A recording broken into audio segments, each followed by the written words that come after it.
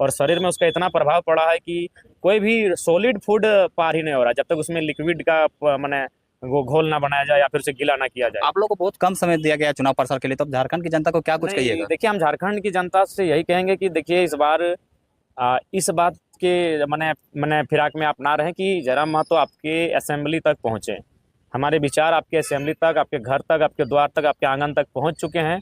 हमारे विचारों में अगर आपको लगे इस राज्य को बदलने की विजन दिख रही है तो इस बार समर्थन करें, क्योंकि मुझे भी लगता है कि हम लोग जो जनसभा करेंगे प्रत्याशियों को लेकर तो हमें लगता है कंबाइंड करके करेंगे, यानी 3-4 प्रत्याशियों को मिलाकर एक जनसभा करेंगे तभी संभव होगा, क्योंकि समय बहुत कम है। और जो भी हमारे साथी हैं उनसे भी हम निवेदन करेंगे कृपया करके आप लोग अलर्ट होकर वो टीम वर्क के साथ मैदान में लग जाए। कि सबसे पहले शहीद मणिनाथ मंडल को पुष्पांजलि देने आए थे, झारखंड आंदोलन के शहीद हैं, उन्हें नमन करते हैं, उन्हें वंदन करते हैं। और जहाँ तक तीसरी लिस्ट का सवाल है, हम लोग तो बाकी राजनीतिक दलों से बहुत आगे हैं। हालांकि एक चीज़ है, भारतीय जनता पार्टी और आईएसयू के गठबंधन ने एक बहुत बड़ा मास्टर स्ट्रोक खेला है। ये मास्टर स्ट्रोक ये है कि उन्होंने काफ़ी कम समय में चुनाव को करने का कार्य किया है, क्योंकि झारखंड में मुझे लगता है आज 24 सालों के इतिहास में ये पहली बार हुआ है कि 2 चरण में झारखंड का चुनाव होने जा रहा है। और सबसे उससे भी खास बात है कि नोटिफिकेशन के 4 दिन बाद ही नॉमिनेशन है, ऐसा पहले कभी नहीं हुआ था। कम से कम नोटिफिकेशन के बाद किसी प्रत्याशी को संभलने का मौका मिलता है। 20-25 दिन के बाद पहला फेज का चुनाव होता है। लेकिन खैर, हम लोग युवा हैं और वायु गति से अपने काम पे लगेंगे। और हमने अनुमान लगाया था कि 2 महीने का हम लोग के पास वक्त है, लेकिन 30 से 35 दिनों के वक्त में हमें चुनाव में सब कुछ हासिल करना है।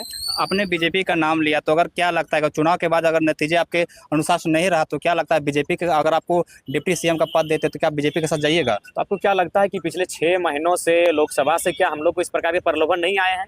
देखिए, सबसे महत्वपूर्ण है सिद्धांत।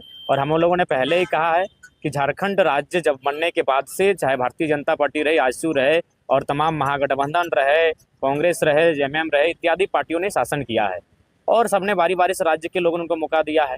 और उन्होंने क्या किया नहीं किया, ये राज्य की जनता के पास है। तो जहाँ तक आपका जो सवाल है भारतीय जनता पार्टी को लेकर, मैं स्पष्ट कहना चाहूँगा कि हम लोगों ने लोकसभा के चुनाव को भी निर्दलीय लड़ा, विधानसभा के चुनाव भी हम लोग अपने पार्टी के दम पे लड़ेंगे और आगे भी हम लोग अपने दम पर चुनाव लड़ेंगे। और अपने जो जनता हमें जो जनादेश देगी उस जनादेश के साथ हम लोग रहेंगे, लेकिन किसी भी राजनीतिक दल के साथ। सोशल मीडिया से बहुत चीजें जेएमएम के, आप जेएमएम के खिलाफ तो बोलते हैं पर बीजेपी के खिलाफ नहीं बोलते हैं। नहीं, ये गलत बात है। जब लोकसभा का चुनाव था हमने सारी बातों को केंद्रित किया था भारतीय जनता पार्टी को लेकर, और विधानसभा के चुनाव में तमाम पार्टियां को उनको केंद्र बनाकर हम बात रखेंगे। और जहां तक हम प्रत्याशी बने हैं वो झारखंड मुक्ति मोर्चा की पुश्तैनी पारंपरिक